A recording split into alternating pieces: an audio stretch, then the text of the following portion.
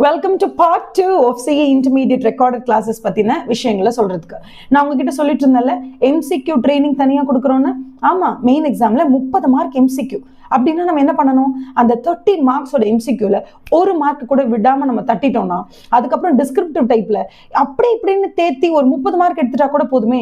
அப்போ எம்சிக்யூவில் கான்சென்ட்ரேட் பண்ணுறது அவ்வளோ இம்பார்ட்டன்ட். அப்போ என்ன செய்யலாம், 2 வகையாக நாங்கள் கான்சென்ட்ரேட் பண்ண போகிறோம். ஒன்று என்னன்னா, நம்மளோட இன்ஸ்டியூட்டோட ரிசோர்ஸ் மெட்டீரியலில் கிட்டத்தட்ட ஒரு 35 கேஸ் ஸ்டடி இருக்கு. அதாவது 35 கதை மாதிரி கொடுத்துருவாங்க. அதை நம்ம படிச்சு புரிஞ்சுக்கிட்டு கீழே இருக்கக்கூடிய கொஸ்டின்ஸ்க்கு ஆன்சர் பண்ணணும். இது எல்லாருக்கும் ஏன் ரொம்ப கஷ்டமா இருக்கு, பிகாஸ் பார்க்கும்போது கொஞ்சம் பயமுறுத்துற மாதிரி பெரிய பெரிய கேஸ் ஸ்டடியா இருக்கு. இன்னொன்னு, அந்த கேஸ் ஸ்டடியில எந்தெந்த பேராகிராஃப் இம்பார்ட்டன்டே இல்ல, எதுல ரொம்ப ட்விஸ்ட் இருக்குன்னு உங்களுக்கு தெரிய மாட்டேங்குது. ஸோ இந்த 35 கேஸ் சினாரியோவையும் நாங்க ரெக்கார்டட் கிளாஸஸ் உங்களுக்கு கொடுக்கும்போது, உங்களுக்கு இந்த 35 கேஸ் சினாரியோவும் நாங்களே உட்காந்து உங்க கூட உட்காந்து பர்சனலா அதை சால்வ் பண்ண போறோம். இது ரிலேட்டடா அந்த 35 எம்சிக்யூஸ்க்கும் you are going to get around 20 hours of recording உங்களுக்கு கிடைக்க தான் போகுது. இது எது இல்லாம சாப்டர் 1லேருந்து சாப்டர் 11 வரைக்கும் சிஏ இன்டர்மீடியட் ஆடிட்டிங்ல உங்களுக்கு கண்டென்ட் கொடுக்குறோம்ல சாப்டருக்கு, அது இல்லாம வெறும் கேஸ் ஸ்டடிஸ்க்கு மட்டும் 15லேருந்து 20 மணி நேரம் ரெக்கார்டிங் உங்களுக்கு அடிஷனலாக கொடுக்க போறோம். அதை எப்படி கொடுக்க போறோம், வெறும் கேஸ் ஸ்டடி வைஸ் கொடுக்க போறோம். ஸோ டோட்டலா நீங்க கேஸ் ஸ்டடியோட அந்த ஃபோல்டருக்குள்ள போயிட்டீங்கன்னா 35 கேஸ் ஸ்டடியும் தனித்தனி ஃபைலா இருக்கும்.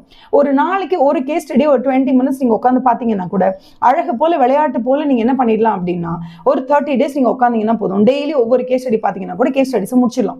எவ்வளவு ஈஸியா இருக்கும் உங்களுக்கு ப்ரிப்பரேஷன்.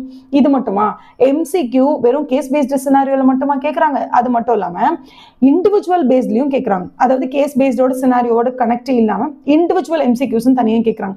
அதுக்கு நீங்க எப்படி ப்ரிப்பேர் ஆக போறீங்க? அப்ப எவ்ரி சாப்டர், ஒவ்வொரு சாப்டருக்கும் ஒவ்வொரு ஸ்டாண்டர்ட்ஸ் அண்ட் ஆடிட்டிங்கும் தனித்தனியா எம்சிக்யூ ரெக்கார்டிங்ஸ் உங்களுக்கு கொடுக்க போறோம். which means இப்போ SA 500 எடுத்துக்கிட்டீங்கன்னா அதுல இருந்து ஒரு 10 எம்சிக்யூ, அதுவும் பேசிக் லெவல்ல, மாடரேட் லெவல்ல, அட்வான்ஸ்டு லெவல்ல இந்த எம்சிக்யூஸ் உங்களுக்கு கொடுக்க போறோம். இது எல்லாமே உங்களுக்கு ரெக்கார்டட் கண்டென்ட்ல போனஸா வரப்போகுது. ஸோ சாப்டர் 1லேருந்து சாப்டர் 11 வரைக்கும் தமிழ்ல ப்ராப்பரா கிறிஸ்டல் கிளியர் பிரேக் டவுன் கொடுக்கறதோட இல்லாம உங்களுக்கு எம்சிக்யூக்கு 30/30 வாங்க வைக்கிறது தான் எங்களோட மெயின் மோட்டிவ்.